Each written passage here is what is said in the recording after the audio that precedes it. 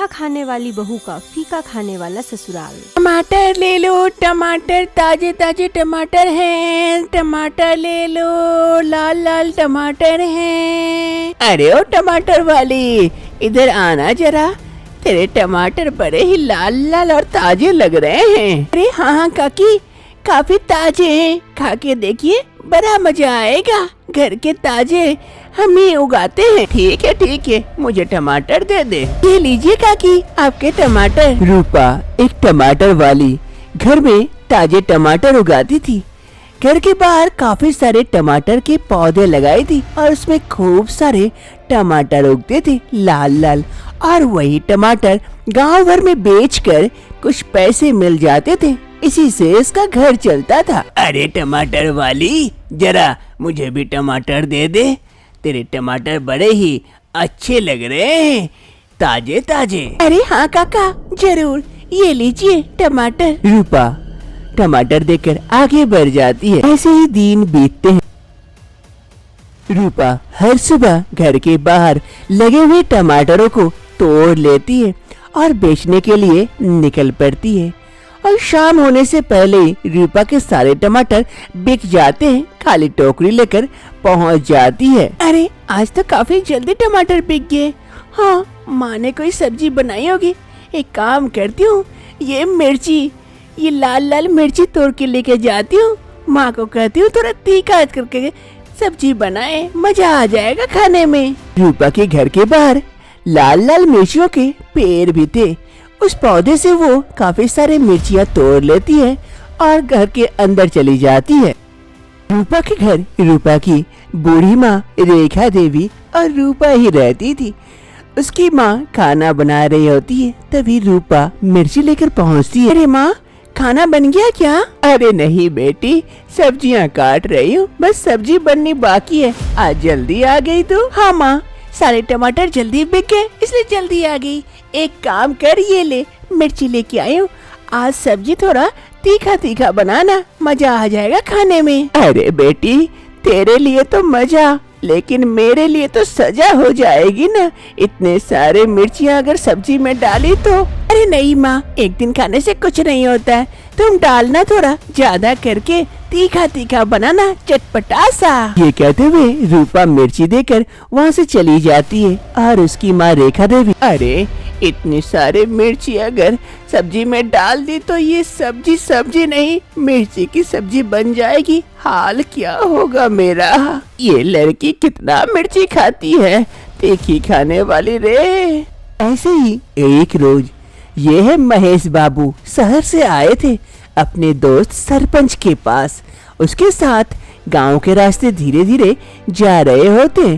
काफी थक चुके थे पैदल चलते चलते। अरे सरपंच, काफी थक चुका हूँ और चला नहीं जा रहा है, यहाँ बैठते हैं कुछ देर।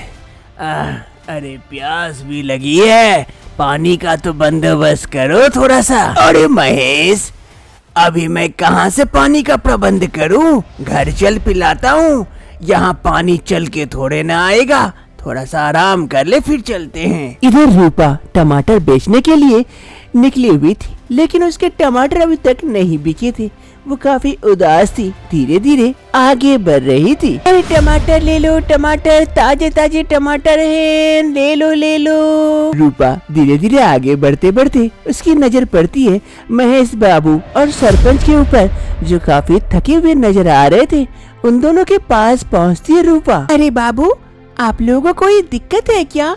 आप लोग काफी थके हुए नजर आ रहे हैं, परेशान लग रहे हैं। अरे बेटी, थके तो हैं, लेकिन टमाटर नहीं खा सकते, प्यास लगी है, पानी चाहिए, लेकिन मिल नहीं रहा है। अरे बाबू, टमाटर वाली हुई तो क्या हुआ, पानी तो मेरे पास भी हो सकता है, रुकिए मैं देती हूँ। रूपा अपने पास से पानी का बोतल निकाल कर सरपंच के पास देती है, और फिर महेश बाबू और सरपंच वो पानी पीते और तृप्त हो जाते, काफी खुश होते हैं रूपा के बर्ताव से। अरे बेटी, तुमने तो हमारी प्यास बुझा दी, बहुत बढ़िया।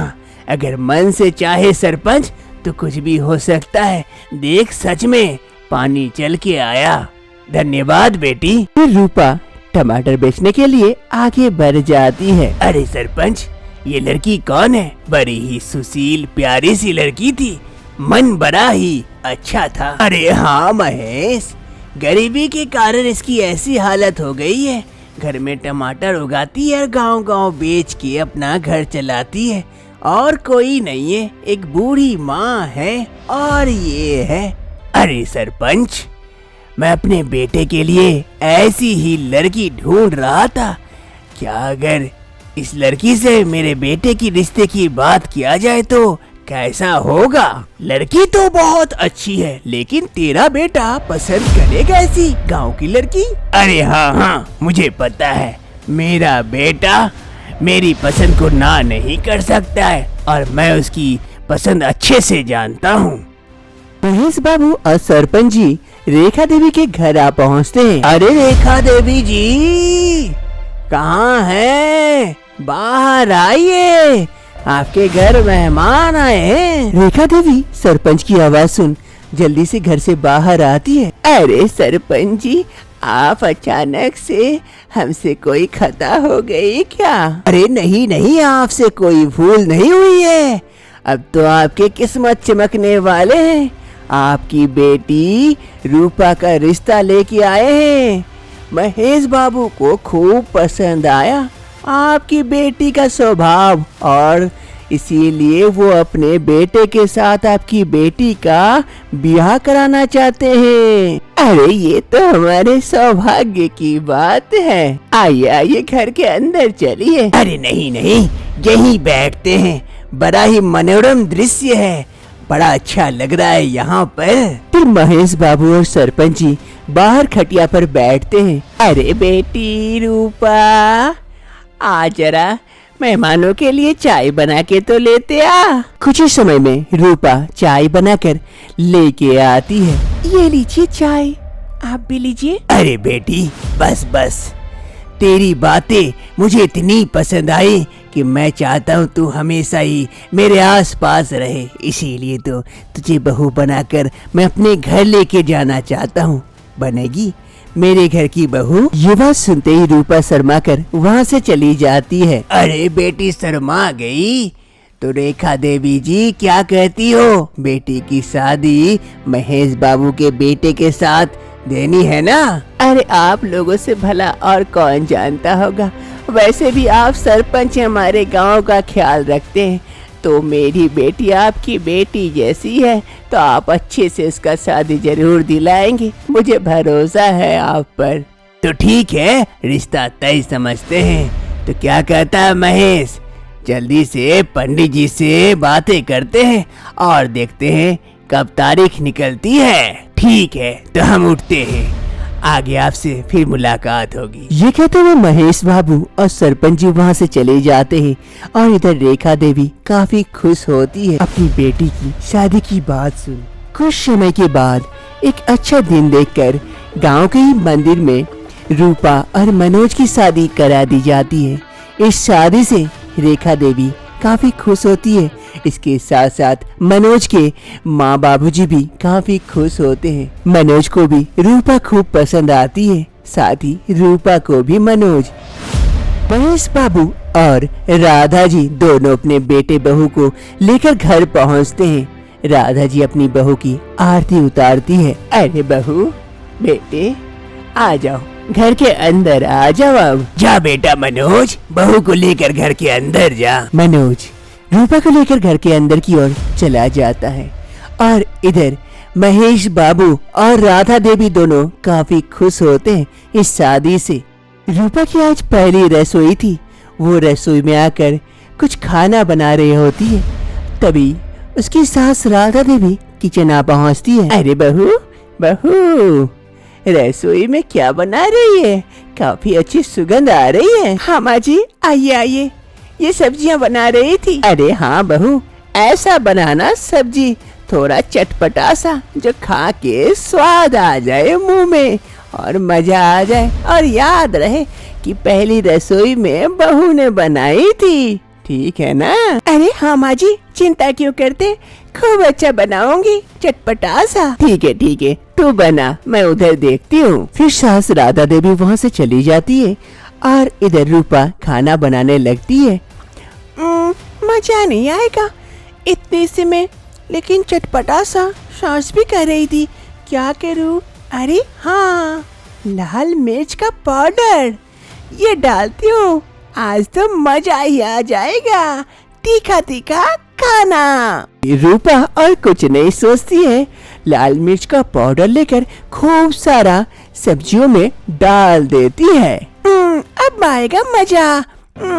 चटपटा सा तीखा तीखा सब खा के हैरान हो जाएंगे, मेरी खाना और उंगलियां चाट जाएंगे। डाइनिंग टेबल पर सभी कोई बैठे थे। रूपा खाना सर्व की थी, खूब सारा खाना बनाई थी।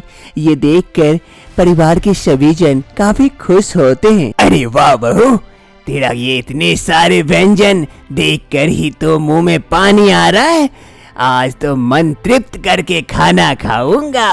चलो चलो जल्दी जल्दी खा के बताओ कैसा बना है बहू का खाना। फिर सभी कोई खाना खाने लगते हैं, एक एक निवाला जैसे मुंह में डालते हैं। पता चलता है कि ये तीखा नहीं, तीखा का भंडार था खाना। सबके मुंह तो मानो लाल से हो जाते हैं तीखा से, और कान से धुआं निकलने लगते हैं। अरे बहू ये क्या है, इतना तीखा? अरे बहू हम पागल हो जाएंगे, इतना तीखा कोई खाना खाता है क्या? अरे रूपा, इतना तीखा खाना, हाँ हाँ कान से धुआं निकलने लगता है। अरे लेकिन मैं तो ज्यादा तीखा दी ही नहीं, थोड़ा कम ही दी थी, इसी में इतना तीखा। अब मैं क्या करूँ क्या करूँ? 1 मिनट रुकिए, मैं अभी आती हूँ। अरे बहू ने ज्यादा तीखा दिया नहीं है, इसी में इतना तीखा तो ज्यादा देती तो क्या हो जाता। तभी रूपा जल्दी से वहाँ पहुँचती है लड्डू लेकर।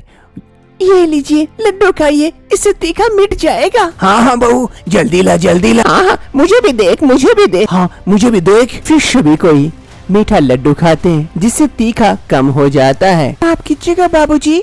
मम्मी, मुझे नहीं पता था कि आप लोग तीखा नहीं खाते। हमारे गांव में तो खूब सारा तीखा खाते हैं, इसीलिए मैंने सोचा थोड़ा सा चटपटा बनाती हूँ, और आपने भी तो कहा था।